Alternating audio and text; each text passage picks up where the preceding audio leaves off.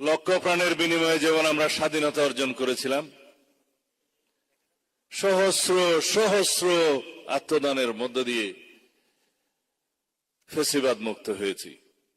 কিন্তু এমন তো কথা ছিল না।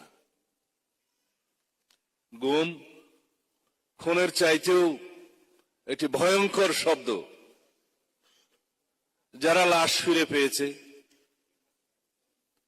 তাদের অনেকের হাতে আছে হাত কড়া, হাত বাঁধা, পিছন মোড়া।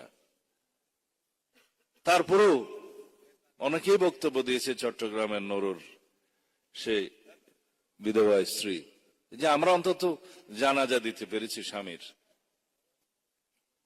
কিন্তু যারা আজও ফিরেনি তাদের মা বাবা, স্ত্রী, পুত্র, কন্যা, তারা কি করবে? আমাদের একটা হিসাব আছে মানবাধিকার সংগঠনের, 2023 সাল পর্যন্ত, 2024-এর পরের কথা আলাদা।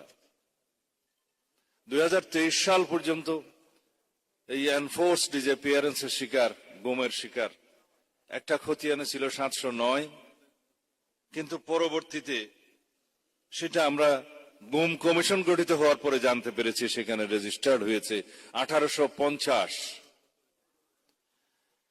যার মধ্যে 350 জনেরটা তদন্তাধীন আছে, এখনো পর্যন্ত তারা ফিরেনি। কিন্তু সেই 709 যে হিসাবটা ছিল তার মধ্যে 155 জন ফিরেনি আজও। তারা আমাদের মতো সৌভাগ্যবান হতে পারেনি।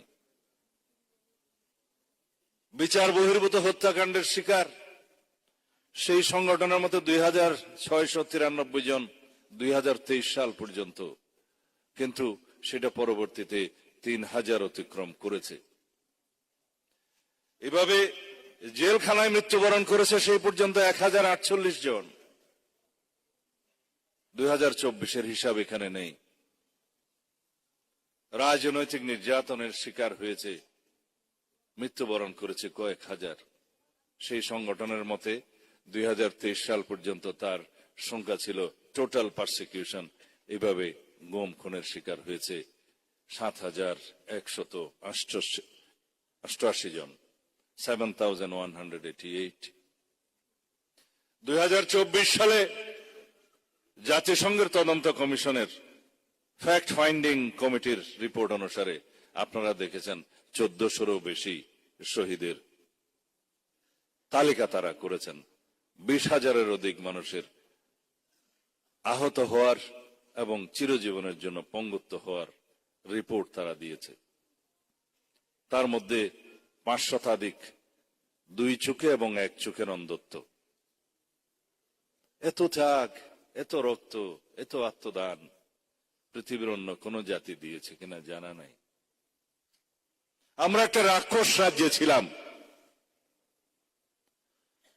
এবং মৃত্যু উপত্যকায় পরিণত হয়েছিল আমাদের এই প্রিয় মাতৃভূমি।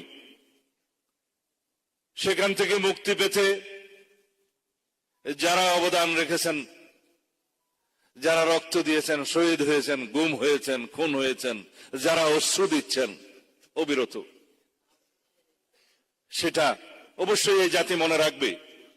আপনাদের প্রত্যেকের একটা দাবি আমাদের চেয়ারম্যান সাহেবের কাছে আপনারা রেখেছেন যে আল্লাহ রাব্বুল আলামিন আপনাকে যদি সরকারে নিয়ে আসে, আপনি প্রধানমন্ত্রী হন, আপনি আমাদের এই সমস্ত খুনের গুমের বিচার করবেন। তিনি কথা দিয়েছেন, আপনারা দোয়া করবেন যাতে আমরা প্রত্যেকটি গুমের খুনের বিচার এদেশে করতে পারি ইনশাআল্লাহ।